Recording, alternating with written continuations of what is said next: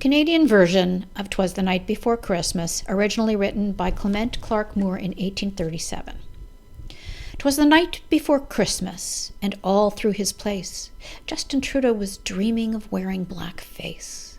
His costumes were hung by the chimney with care, in hopes that his tickle trunk had outfits to spare. Canadians were nestled all snug in their beds, while visions of competent leaders danced in their heads.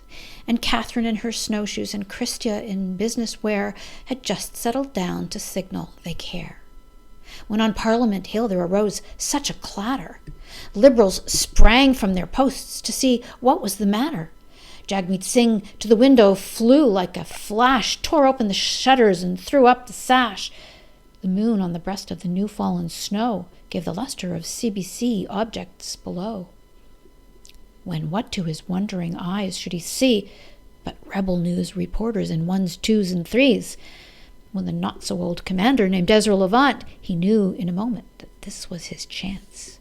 More rapid than eagles he called for his team, playing TikTok dance videos, which sure made him seem like a wannabe cool kid on King Justin's team. Now Ezra, now Sheila, now David and Kian, on Avi, on Andrew, on Tamara and Drea, and lest we forget the amazing Raheel with their many subscribers, Rebel News is the deal. Now dash away, dash away, dash away all. As dry leaves that before the wild hurricane fly, when they meet with an obstacle, mount to the sky, so up to the news tops the rebel crew flew, with a sleigh full of stories and a great camera crew. And then in a twinkling was heard on the roof the prancing of Justin Trudeau's little hoof.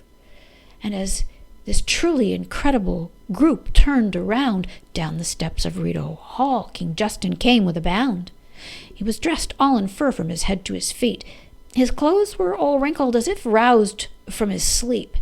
A bundle of taxpayer money he had flung on his back, and he looked like a peddler just opening his pack. His eyes, how they twinkled, he truly looked stoned. His cheeks were like roses, his nose kind of glowed. His droll little mouth puckered up like a berry, and his shaggy gray beard made him look rather hairy. He had come from his cottage to grace us with talk, as meaningless as most of his usual schlock. He had a pale face and a little round smirk that appeared when he spoke like an arrogant liberal jerk.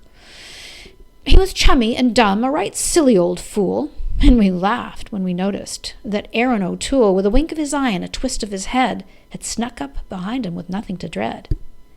Aaron spoke not a word, but went straight to his work, making sure we remembered that Trudeau's a jerk.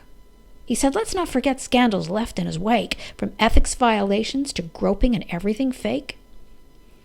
Trudeau sprang to his podium, to his team gave a spiel, and as if right on cue, they all clapped like trained seals. But we heard him exclaim ere he slinked out of sight, "Never mind Merry Christmas, Build Back Better sounds right." People, kind Mr. Trudeau, are starting to see through your woke set of rules for us, but not thee.